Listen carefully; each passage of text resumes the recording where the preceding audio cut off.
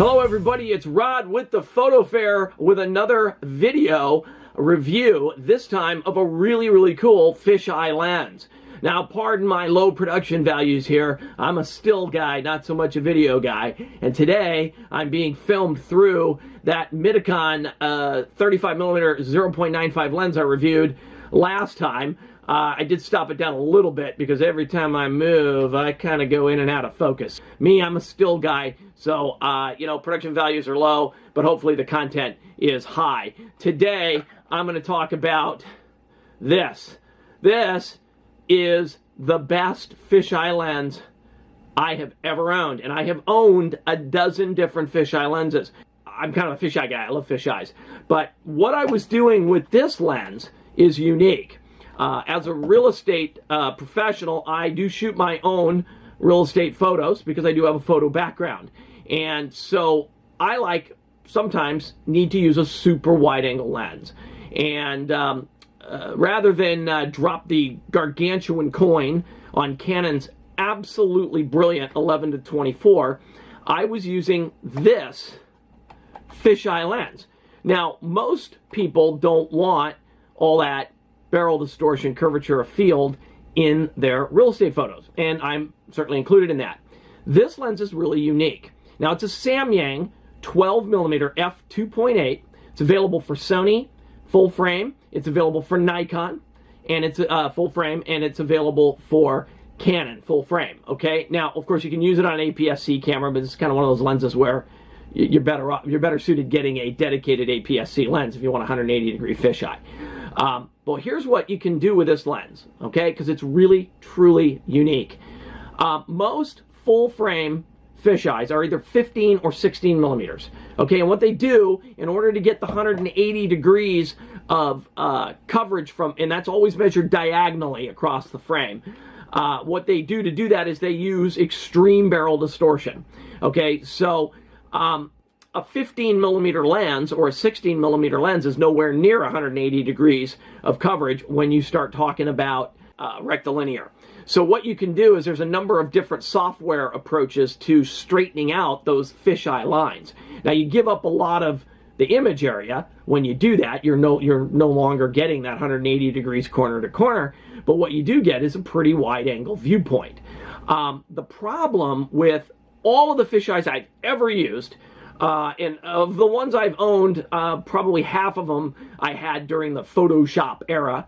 And every time you tried to straighten the lines out, they just got total garbage out on the corners, out towards the edges, because it was literally having to stretch those pixels so far, there just wasn't any definition left. And it looked like crap. This doesn't do that. This lens is, and I'm going to say this unequivocally, the sharpest fisheye lens corner to corner I've ever used, and that includes my 8-15 L series lens that cost 3 times what this lens cost. Okay, this lens is pin sharp right out to almost the very corner. On the edges, it's razor sharp. It does start to just get a tiny bit soft when you get literally in that very corner right up here. Okay, and even then, it's just a little soft. So with all that resolution to work with, when you use the software to kind of straighten out the lines, you end up with a product that's really sharp. Take a look at these sample shots of just some random real estate photos where I use this lens to good effect.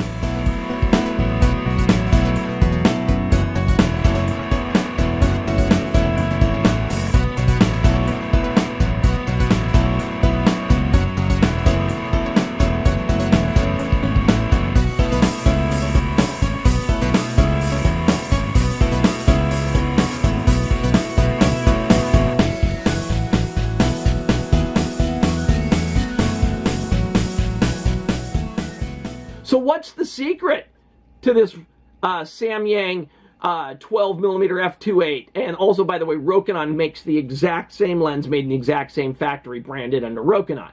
So whichever way you find it. But you want to make sure you get the 12mm, and I believe they call this the ED NCS aspherical fisheye. Okay, it's unique. Okay, so you want to look for that specific lens. They do make a APS-C 8mm full frame fisheye. Is not the same formula as this. It's a good little fisheye, but it isn't using the same optical formula. The magic trick that they're using is they're using what's called a stereographic projection. And a stereographic projection is a little different than the standard fisheye equidistant projection. I'm not an expert enough on, lens projection styles, but from what I understand, it allowed them to go all the way to a 12mm lens, which is notably wider than a 15 or a 16. And so they don't have to curve the field nearly as much. And so when you use it as a fisheye, uncorrected, it is still definitely a fisheye. You got those curvy, bendy lines as you saw in some of the samples sort of before and after, but they're not as severe. So if you're buying a fisheye lens purely because you want that warped fisheye look, this actually has a disadvantage over, say, a Nikon 16, 15, whatever Nikon makes, or the Canon 15, or even using the Canon L series lens, the 8 to 15. I bought this lens because I was too stingy to go out and buy an ultra wide, wider than my 16 to 35L. And every now and again, the 16 to 35L lens that I have, which is a brilliant lens, razor sharp, it's got image stabilization, I love it. But there are times in real estate where I just can't get like a little, maybe there's just a really nice bathroom in the house that you got to show off because they completely redid it. And I just can't quite get it all in there. And so I needed something wider. I was using this lens to great effect.